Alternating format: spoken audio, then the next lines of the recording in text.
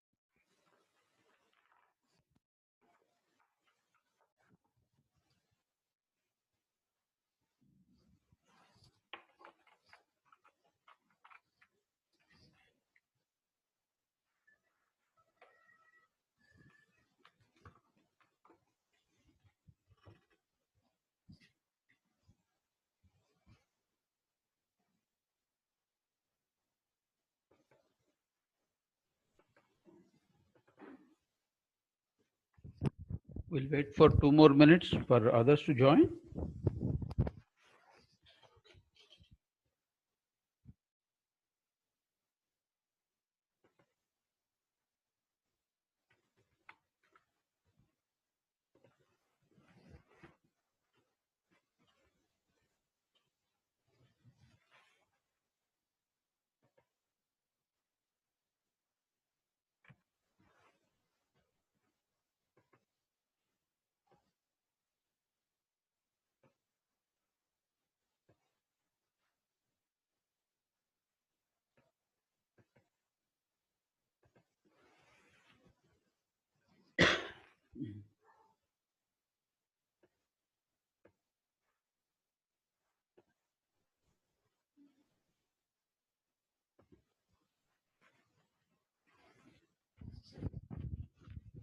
Okay.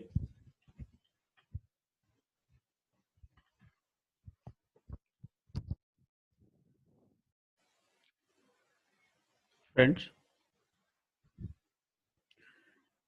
okay, 2 more minutes. We'll wait for 2 more minutes.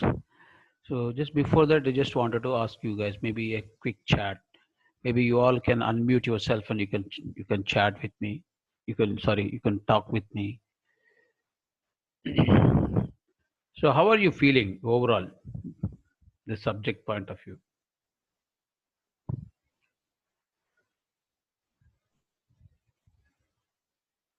I'm feeling good, Hari. Okay. About others, Ravi is done. Anything that any guys you wanted to share or you find something?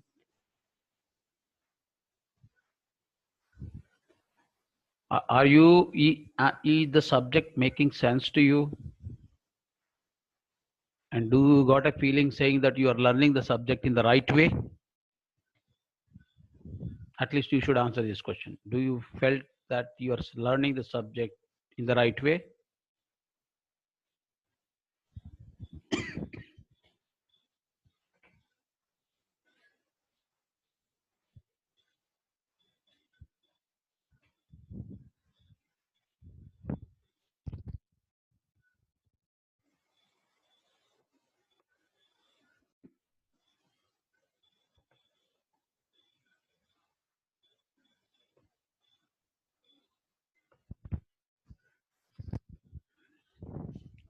Okay. So my intent is basically at least you guys, the 7 of you guys, need to continue the journey in the data science. It is a phenomenal subject and tremendous future for next 20 years. Okay. Right now, we have touched at a very periphery level from a India IT industry perspective. The data science we are at the very 36,000 feet high level.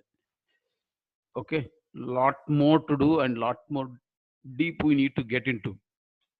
There are so many places. Every place in day-to-day life, data science is going to play a phenomenal role, and the world is going to change dramatically. Okay, and I expect we all will be safe from Corona. If Corona is going to swipe out everybody, then nothing that we can do, right? Okay. Uh, Friends, just 1 minute. Chino, where Chino? Chino, Anna, the Anjan, Anna, fan of Teju.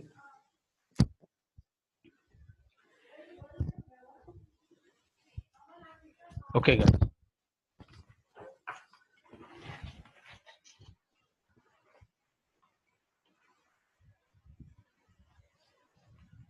let's move on.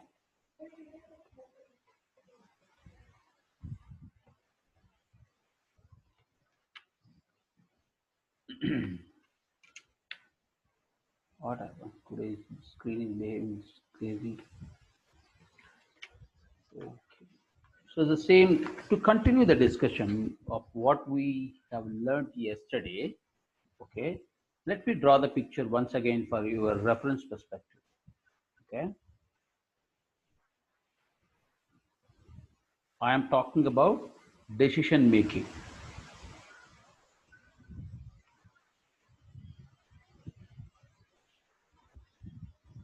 The topic name is decision making.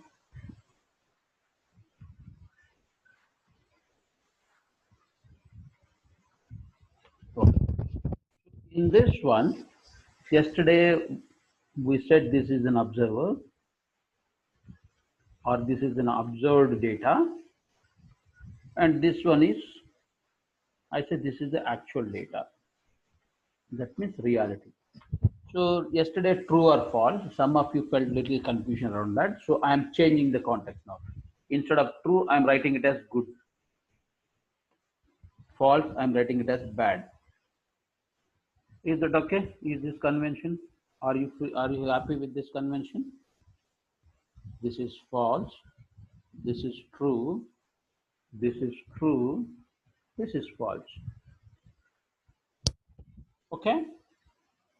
Now, this picture you have to remember in your mind. This will be very easy and you can answer any question. There will be at least two questions you will be asked in the interview from this picture. Okay. And there will be minimum one question that will not one, two, three. Three questions will be asked from on the written examination. Minimum. One question will be on alpha, one question will be on beta, one question will be either 1 minus alpha or 1 minus beta standpoint of view. Okay. There is no problem when it is good to good, because no need to make any decision making, because this requirement of receiving the number of good screws from the manufacturer by the seller buyer. Okay, and he is happy, manufacturer is also happy. Okay, it is no problem if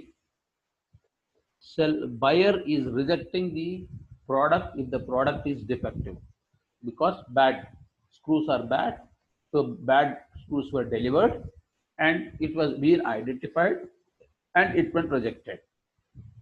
Okay, so there is no problem in these two scenarios.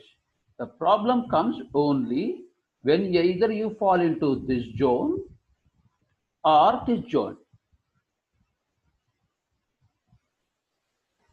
Okay, are you with me? Any questions, my dear friend, here till this point? Clear, right? Okay. Now, this is nothing but this, we are calling this as a alpha. We said this one is alpha and this one we said beta. When this is alpha, this one we said 1 minus alpha, and this one we said 1 minus beta. So what is this alpha? This is manufacturer supplier's risk.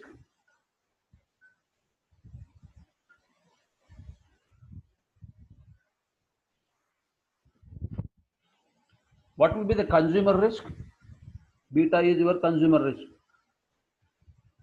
or buyer risk. What about this 1 minus alpha? What about this 1 minus beta? This 1 minus alpha is called as confidence.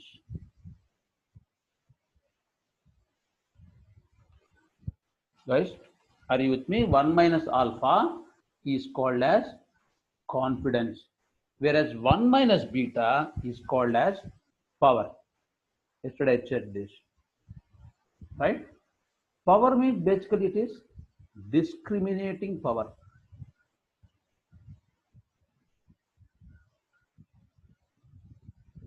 Why it is called as a discriminating power? Because there is a discrimination happening with respect to the product that has been delivered. What is that discrimination? Discrimination stating that the product is bad.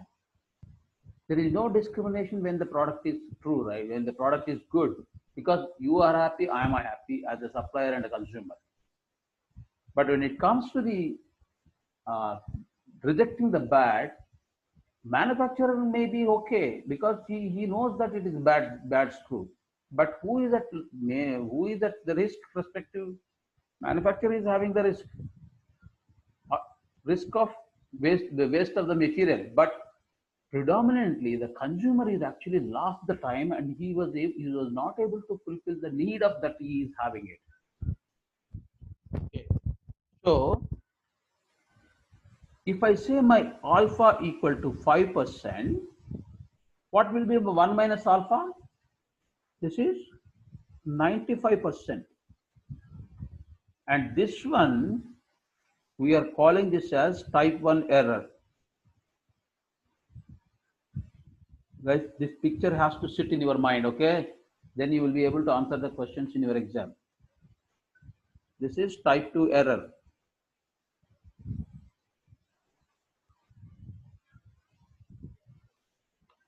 Okay. And majority of the time, we are interested in this.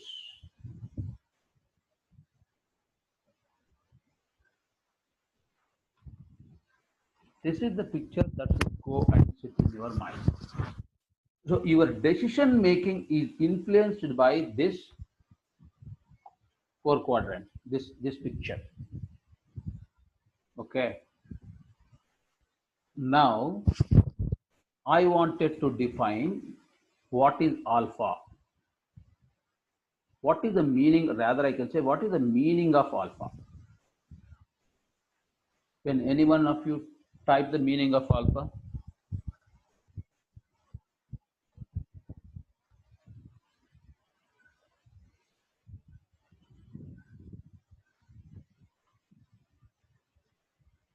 Alpha is nothing but okay, when the manufacturer is actually delivering the right product, okay, the customer, that means the buyer, is rejecting the product, correct? That means 5% of, let's say alpha is 5%. 5% is something, though the product is good, product is getting rejected. In this situation, nobody is at loss because this 5% that got rejected can be sell it to someone else by the manufacturer if at all the person is having the similar kind of requirement. Right? In the market, when you are ordering such kind of a screw, there are certain standards related to the screws, right? And everybody will be using the same standard kind of screws because the drill bits are of the same standard sizes. So manufacturer is not at loss.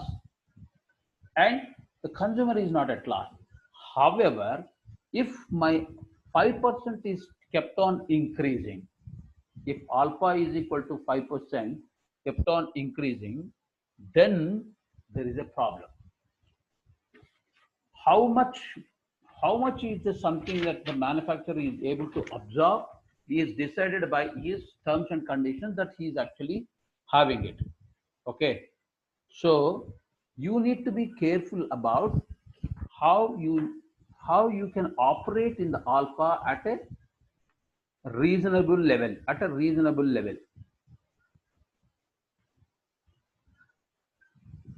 Okay, now we are always interested with respect to alpha because this is, in other words, can take a decision on my 95% of what you call confidence, that is 1 minus alpha.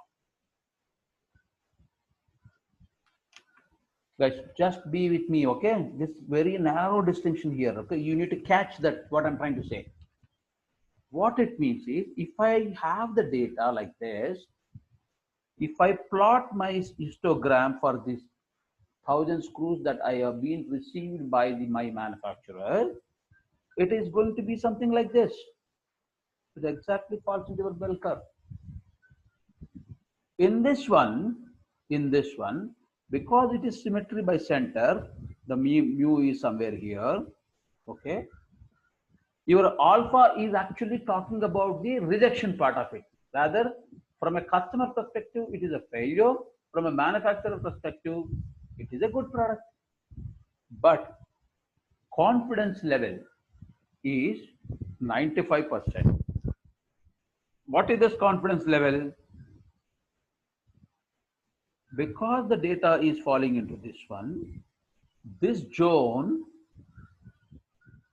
this area, this area, this is considered as alpha by 2. This is alpha by 2. This one, this entire area,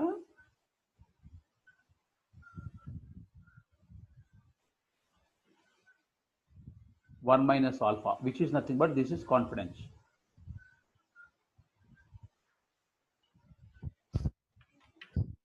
Any questions, my dear friend?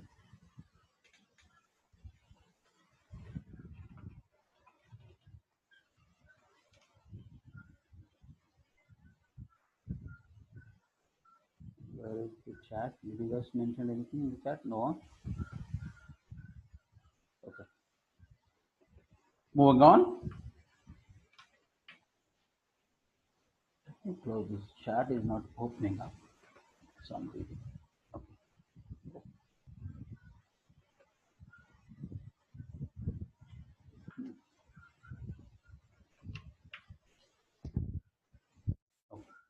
Now you have been introduced to a word, something called confidence level. So we will be able to talk about something called,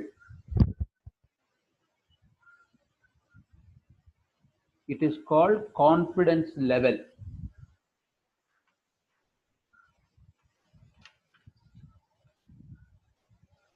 Let me write this. Sorry, on the top. This is your confidence level.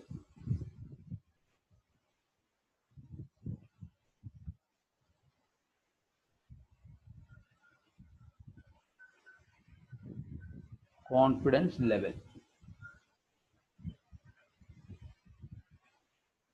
Now, confidence levels in the industry, the standard practice that people talk about is, there are 3 standard levels which you will be practicing it.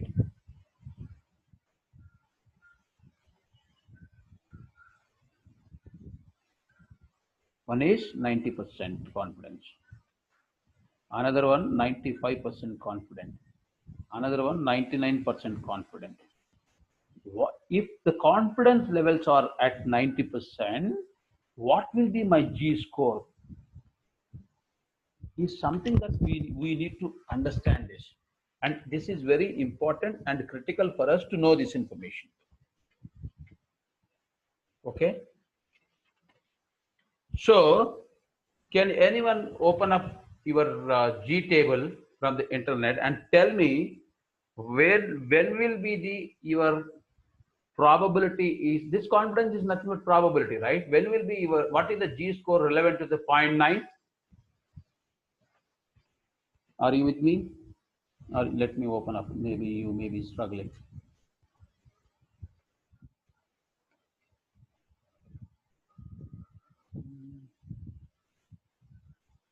Where is this? Templates.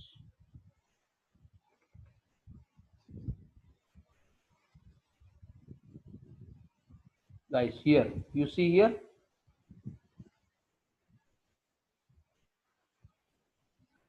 So when will be the your probability? I'm talking about 90% confidence level. That means 90% confidence is reflecting my zero point 0.9 of probability. That means the certainty level has been at a, is high. Certainty level is high. So if you look into the picture here, alpha by 2 is this side and alpha by 2 is this side. One is on the left hand side, another one is left hand side. And what you see here, only one side of the story. Because you see onto the right hand side, this is the right hand side. There is only this shaded area is one side. So you will be only getting the half value. You will be only getting the alpha by 2. So I need to look at it, my what you call probability is 0.900. Where is 0.900? That means 0.945. See here, where is the 0.549? Here, this is one is the pretty close. Or you can look at it this one, right? What is this value? 0.4495. 0.4495. 0.4495. This is 10. This is 9. Okay. This is again 9. This is 8. So this is not the right one. So it's not closure. Now what is the next one? This one. 0.45005. 0.4505. 4505. This is 10, 1, 10, 9. So this is much closer. Okay.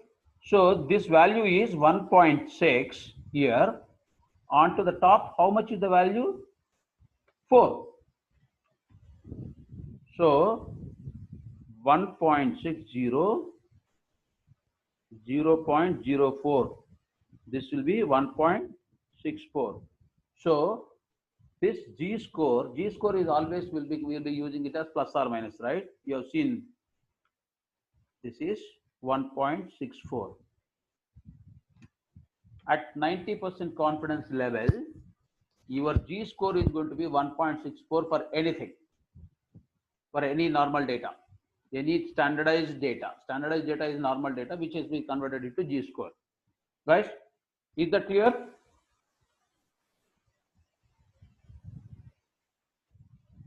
And moving on, for 95%, that means 0.95. What will be the value of 0.495? See here, 95% you need. That means how much is the value? Please look into this and tell me. You are seeing this data. You can see the same thing in the in your computer.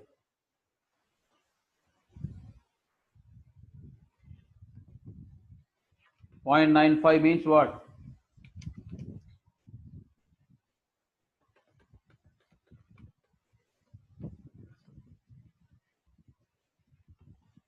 By 2. This is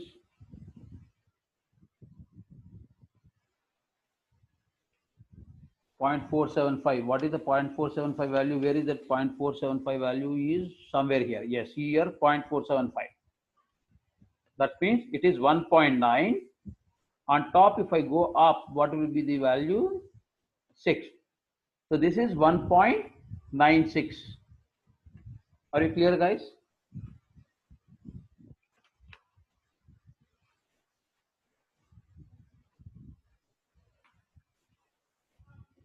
What about 99?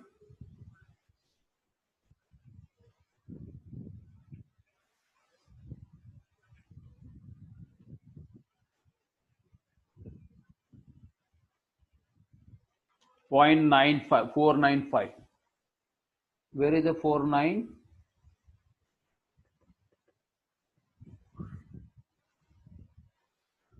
Somewhere here. You see here, somewhere here. 2.3. What is above this area? This one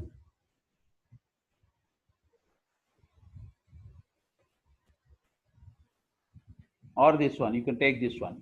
4.9. Where is it? How much? 4.95. 95. Where are we? 95. Go down.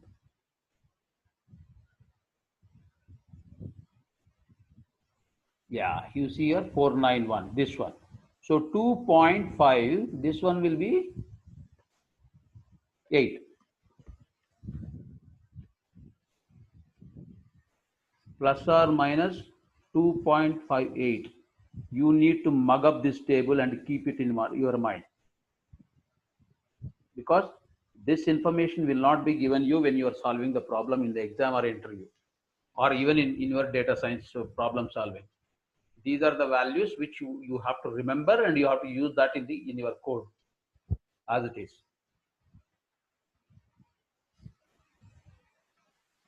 Are you with me? You guys have seen how to find it, how to calculate, how to make a given data into a normal data using a process called standardization. In the process of standardization, we use the score, something called G score. The G score basically varies from 0 to 1. That means when you plot the information in the G score, the area under the curve is actually 1, and the curve is symmetric. Left hand side the area is 0.5 and the right hand side area is a 0.5. And with respect to the confidence levels, these are these are all the valid G scores which you need to remember. Provided when your sample size, that means your size number of records in the sample is more than 30. So there may be a question that may pop up into your mind. There may be a question that may pop up into your mind, which will be where you will be asking this question. Bloody, why the hell I need to really worry about this? N is equal to n is greater than 30. On what basis you are saying that n is greater than 30 or n is less than 30?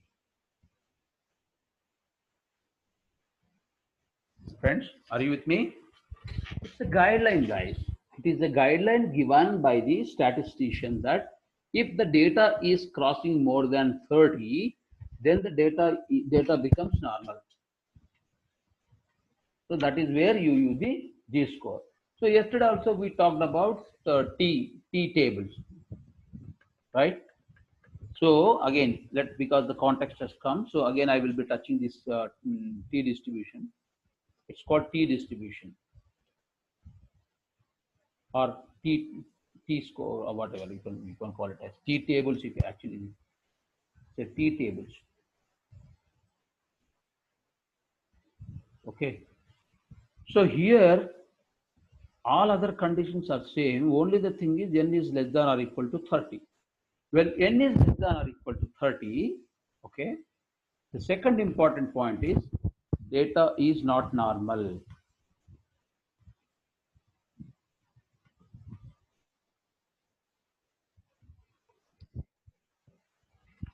Okay. So when data is not normal, okay, how to address the problem, how to find out the certainty, how to find out my confidence level, how to find out my probability. Okay. So there is a way for you to do that. What you do, this T table, basically this T parameter is going to govern by, it is going to govern by degrees of freedom.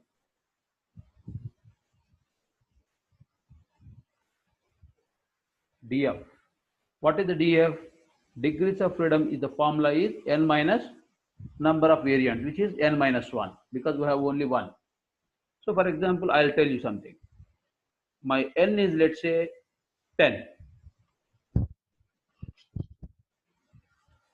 What will be my T score? one of the interview question. Then you have to tell, I am taking, given my alpha 5%, this is how your answer should be.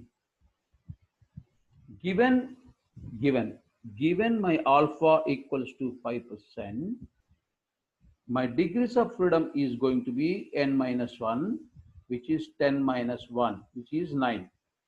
Okay, I'm going into the T table now. Go down here, see here T table. Again, this is the right justified. Okay, degrees of freedom on this side and your alpha is on this side. When you are looking at alpha, what is this alpha as per the, when the curve is symmetric? This is alpha by 2. Alpha by 2 means here your alpha by 2 is 5% by 2, which is 2.5%. That means 0.025. That means this one. This is your 0.025. You see here 0.025. And your degrees of freedom is 9. 10 minus 1. That means this is the value. 2.26216 is your T score. Your T score is 2.26216. Guys, remember, always a alpha is alpha by 2 here, because the some in some books the T table will be given properly, full covering both the sides. In some books it will be only given one side. If it is one side, always you have to take this as a alpha by 2. Be careful about it, and whenever, even in the interview or in examination, you please check when you are looking into the table whether it is alpha by 2 or alpha.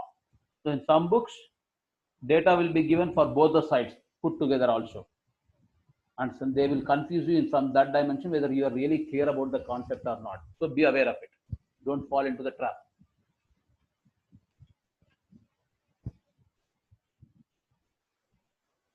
Okay,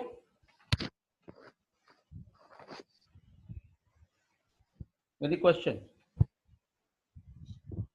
One point you need to remember is, if my n becomes, if my sample size goes up, that means if n is moving from less than or equal to 30 towards n greater than 30, T becomes G.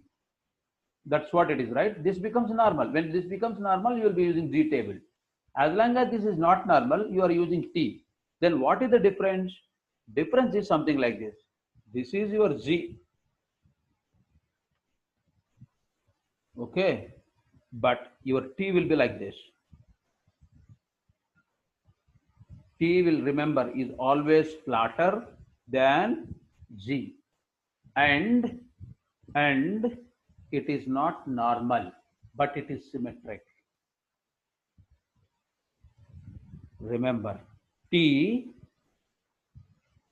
not normal but symmetric.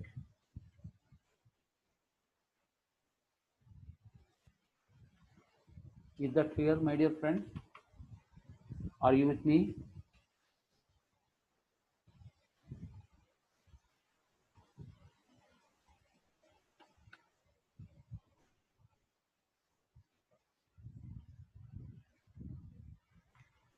Okay, moving on.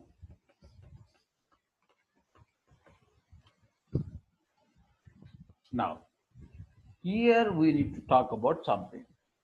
Now you know Z value. Or rather, let me write down this equation for you. This is very important, which you need to remember and keep it in your mind. There are so many things which you need to remember in the data science, my dear friends. There's no shortcut. Shortcut you will find it only after you get familiar with your code That's when you find the shortcut. But however, when you go to the customer, okay, you need to have proper answer. You need to know how you have derived it.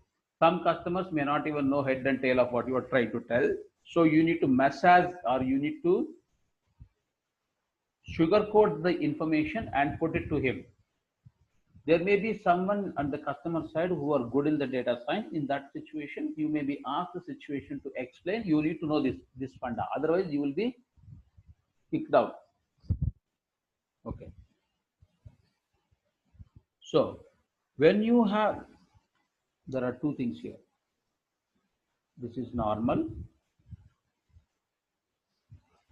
This is not normal. Here I use T.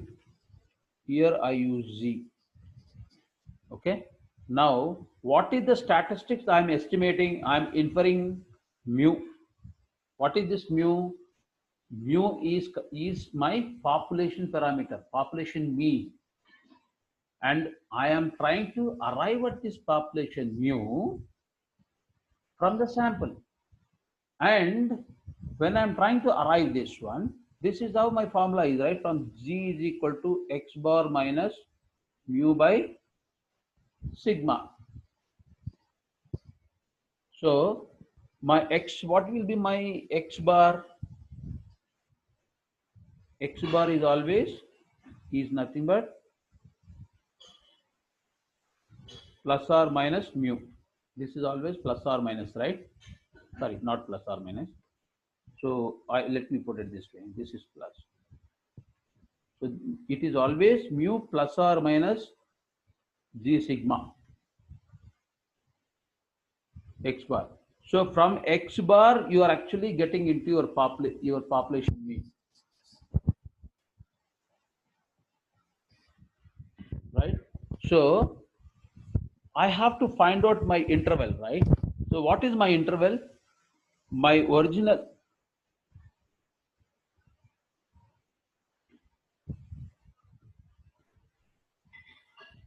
from this equation, what will be my mu value? Let me write it this way, because Z this way, I came in, sorry guys, I have done the mistake. Let me correct myself.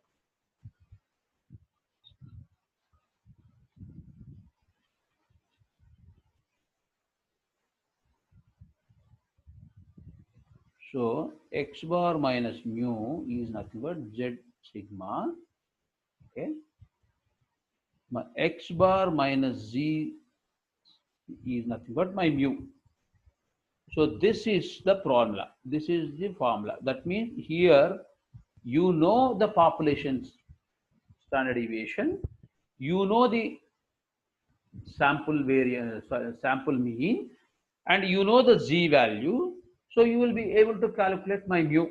That means this is only, if I draw the picture, this part is only one side only. Another side, if I want it, this will be my X bar plus or plus mu sigma equals to another mu. In other words, what I can write it here is,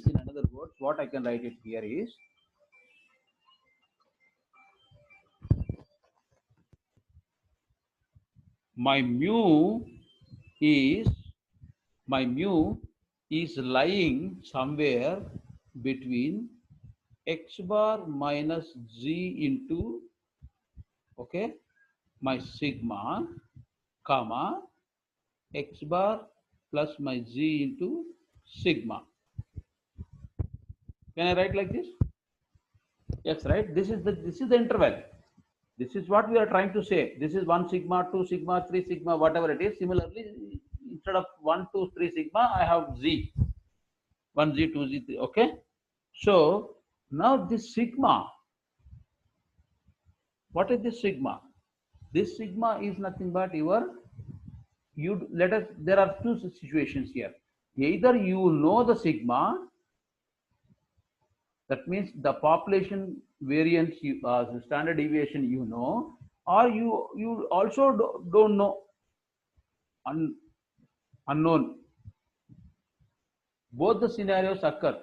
Similarly, when the data is not normal, in this context also, Your T is also similarly in the same fashion. T is also falling in the same thing of this.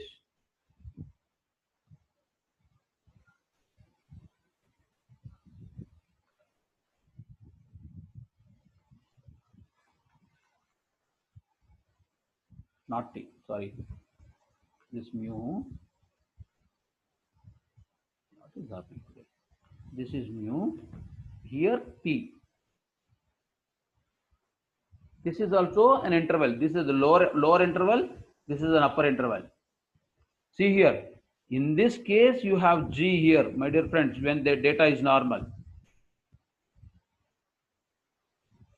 Here it is T when data is actually not normal, but your number of records is less than 30. However, intervals in both the scenarios, here also and here also, either it is known sigma or unknown. In such a situation, what kind of a formulas that we are going to use? Let us build the table. There is a table which I am building right now. Okay, this is the table. Let me draw this, use these lines. It's easy.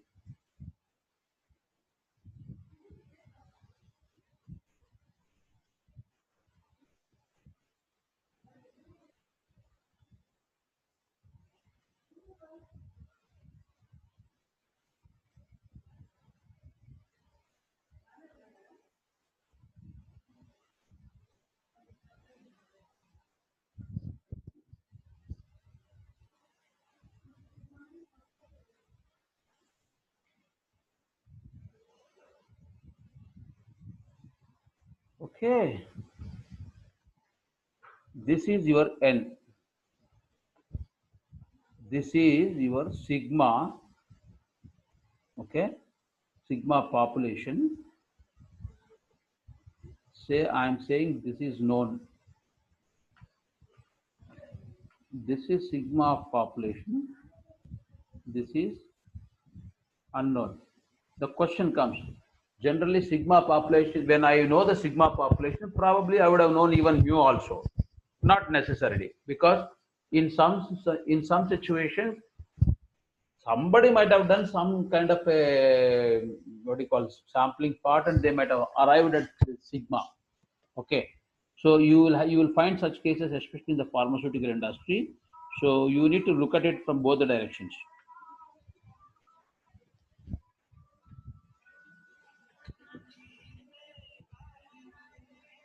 1 minute, guys.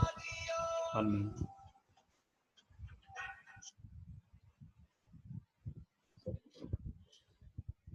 Okay, this n is greater than 30.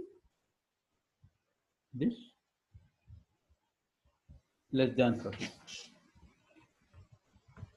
Your G, the way it is calculated is x bar minus mu divided by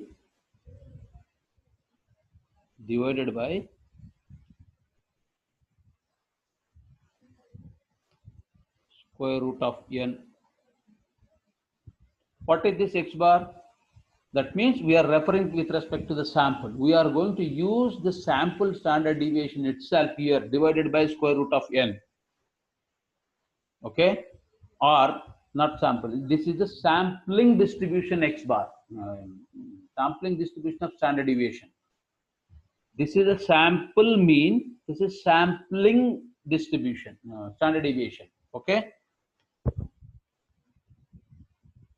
Here, in this case, you have x bar, because this population which you already know, this is what is referring to. Actually, you can use it as sigma x as sigma population itself. Even you don't need to use the x bar also. You can simply say this is x also, fine. Because this is a population which you know this value. But here, this makes a significant difference. Here, what you are doing is, you are using the central limit theorem, and you make an assumption saying that my sample standard deviation is something which I am considering to calculate my G square.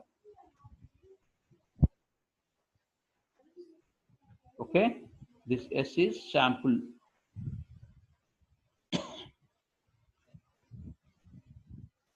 Friends, are you with me? Here, in this case, my Z equals to X bar minus mu divided by the same story.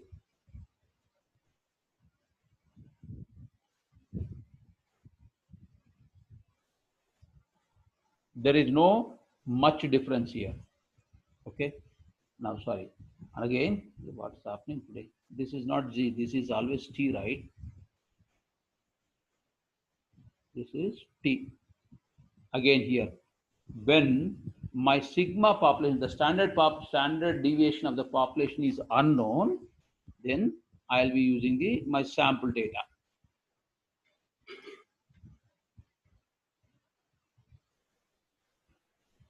You may ask question, both are seem to be the same. Bloody, why the hell I'm trying to do some? What is the difference between these two? Okay, here, here, okay, you are actually standardizing the value and you are using the Z.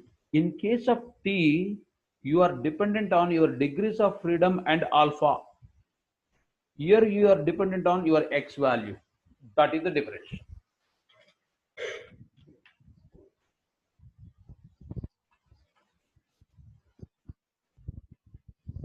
Guys, are you with me? I'll pause for a minute. If you want to write it down, please write it down because they are very, very, very, very, very important.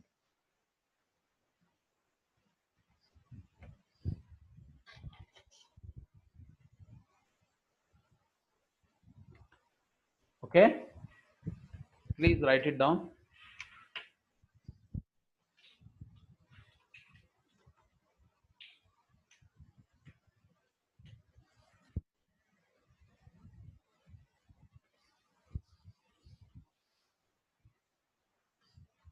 At least there will be 5 questions from this table, guys, in your written examination when you go for an any company's job interview.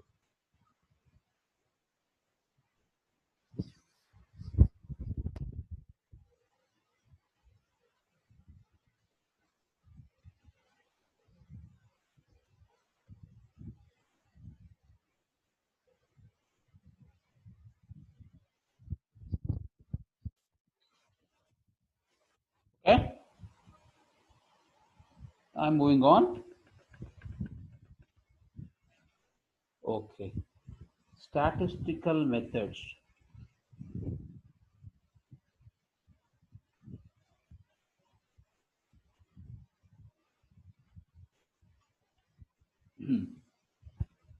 Is divided into two. One is descriptive statistics,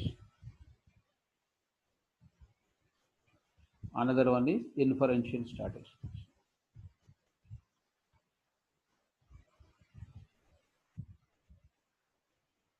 As the name suggests, the inference means you are trying to find out the population parameters from sample. Here, again, this is divided into two. This is called estimation or estimate. This is called test of hypothesis,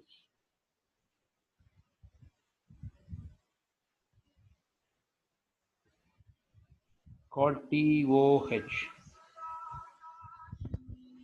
Teju, Teju, Teju. No, no, follow.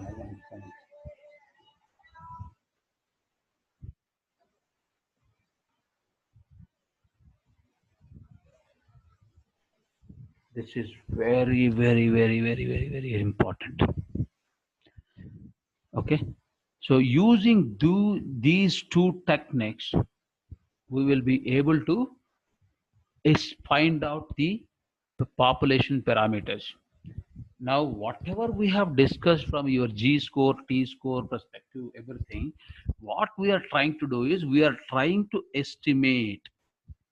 What we are doing is we are trying to estimate the population parameters. There are three parameters which you focus. What are those three parameters? One is mu, second one is sigma, third one is, this is called proportion.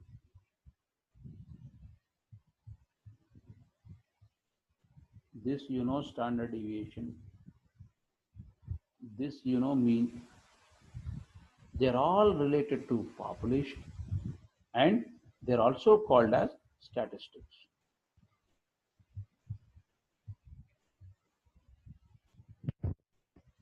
Okay, right now we are only studying the mu. We are not studying the standard deviation part of it. How do I actually estimate my standard deviation? When I am trying to estimate, what is that estimation mean? Estimation means from the sample you are trying to estimate you're trying to arrive at the population parameters is called estimation in inferential statistics. Please keep this in mind. Okay, so for that you take care of certain concepts called z, t, and alpha. That is your confidence level, uh, confidence levels and alpha. And right now we are only talking about mu. If you want to calculate, or if you want to find out the or predict or infer the mu value, the sigma standard deviation value, you will be using something called chi-square distribution.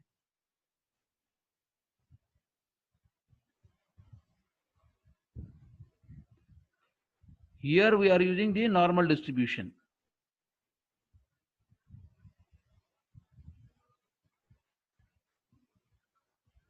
Okay, friends. So I will stop this discussion at this point of a time. Okay. Now let us go into R Studio.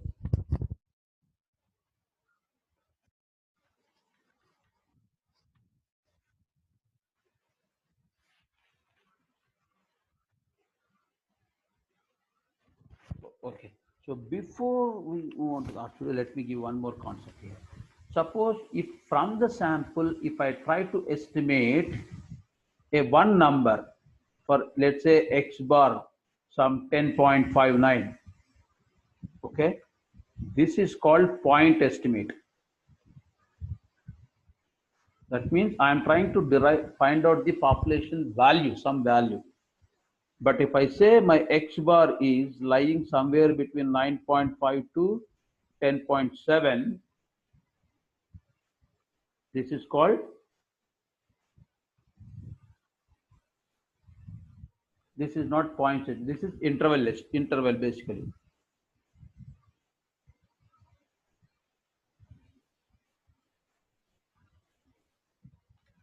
Keep these two things in mind, okay, in the estimations. Moving on to the R programming. So yesterday I wanted to show you something. Yeah.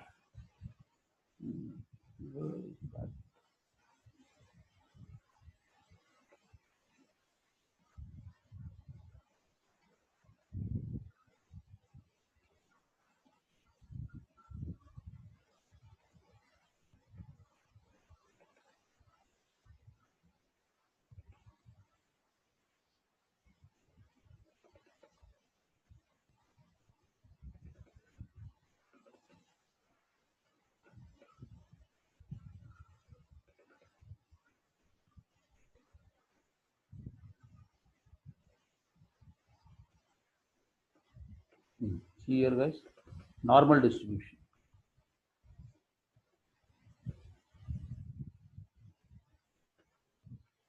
Whatever we have discussed about the normal distribution, okay, is simple like this. In one single command, you are able to calculate your normal distribution probability. P normal basically gives you the normal possibility. Okay, so this has a mean 84, mean 72, standard deviation is 15.2, and lower tail is equal to false. That means this is one-sided test. Okay, we will talk about further later on this one tail. What do you mean by one tail? What do you mean by two tail? Things like that. Okay, but Right now, you just say it is one side test. That's very simple, guys. It's so simple. See here, the example here is the test score of.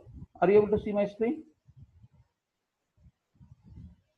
Friends, are you able to see my screen? I doubt. Maybe you guys are not able to see my screen.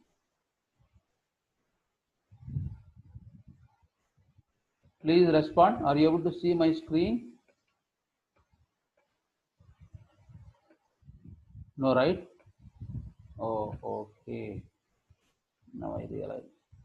What mistake I did.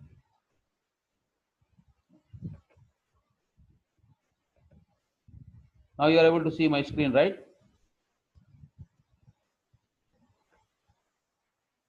Perfect. Okay. Now let me show you something here. Yeah. See, here is an example. Assume that the test score of a college entrance exam fits a normal distribution. Furthermore, the mean test score is 72 and the standard deviation is 50 for 15.2. What is the percentage of students scoring 84 or more in the exam? Okay, see here, your test score is 72 and standard deviation is 15.2 and percentage of students scoring 84 and above. If I draw the picture, here,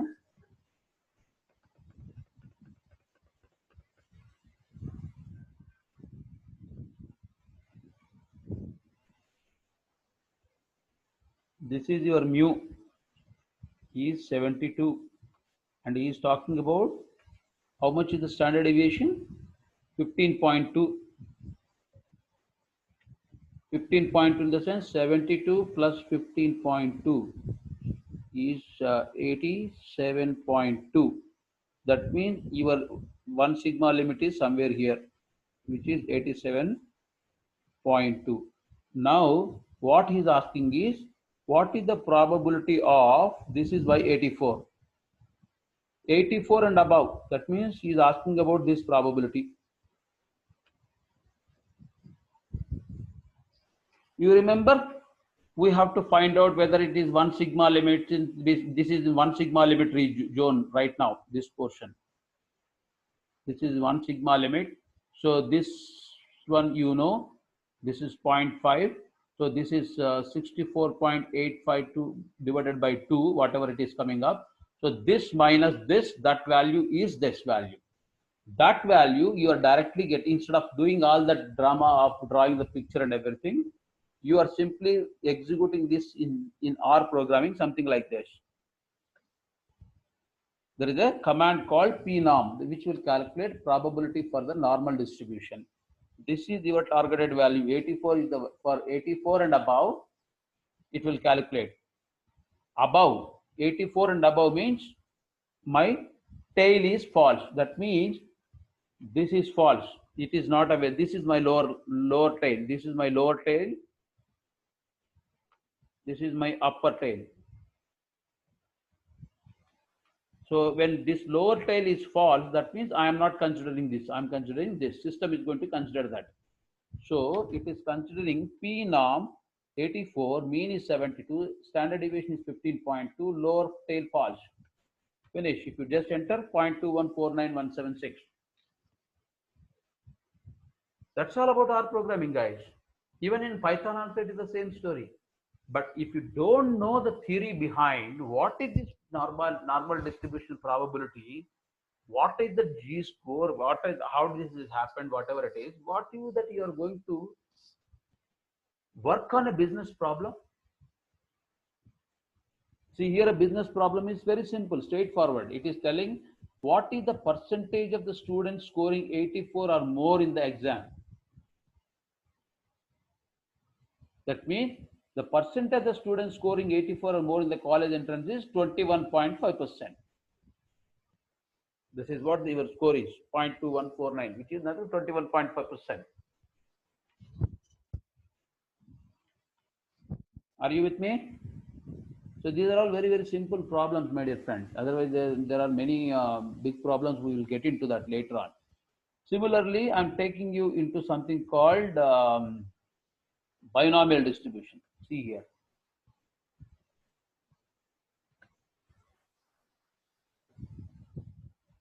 See here, problem. Suppose there are 12 multiple choice questions in the data science class quiz. Each question has 5 possible answers and only one of them is correct. Find the probability of having 4 or less correct answers if a student attempts to answer every question at random. Okay, the very simple thing is you have something called D binom, binomial distribution of binomial. You just one command. So, here question is, what is the probability of a more having 4 or less correct answers if the student attempts to answer every question at random? So my probability is 0.2, size is equal to 12 because that is what you mentioned in the problem here.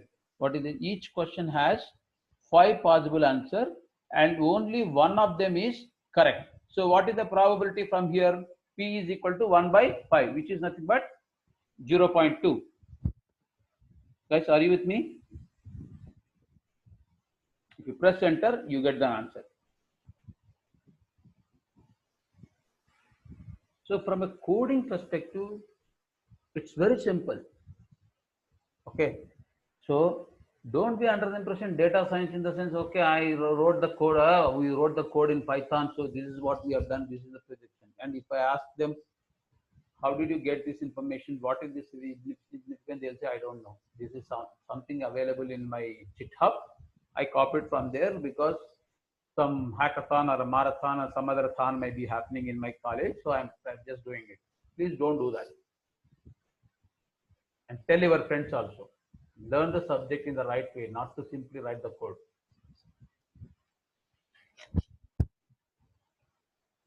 Okay, guys, I'll take one more minute. I'll show you one more in this one also. I'll show you the Poisson distribution.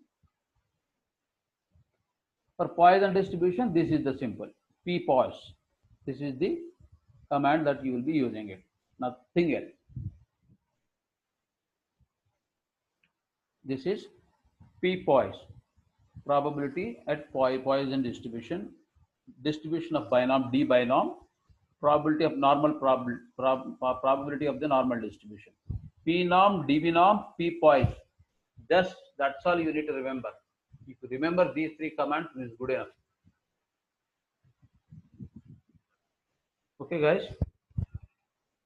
So, any questions, my dear friends?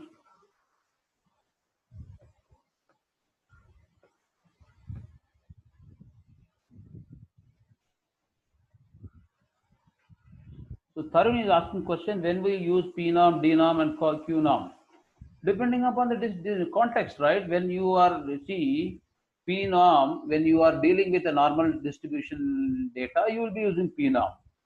Your D norm is something which you will be using distribution. Okay. So D norm, Q norm also we will use it, but let's not talk about this right now. I will leave it here only. It is a very small difference. Is there nothing much about it? But it will again you are deviating. You are actually spreading. You are making the subject much wider.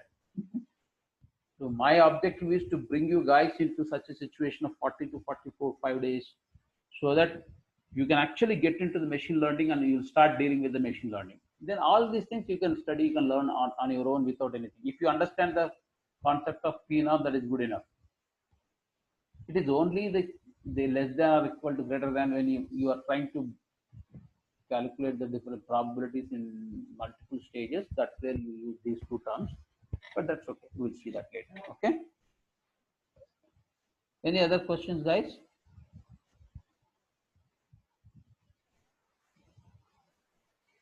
Okay, then see you on Monday.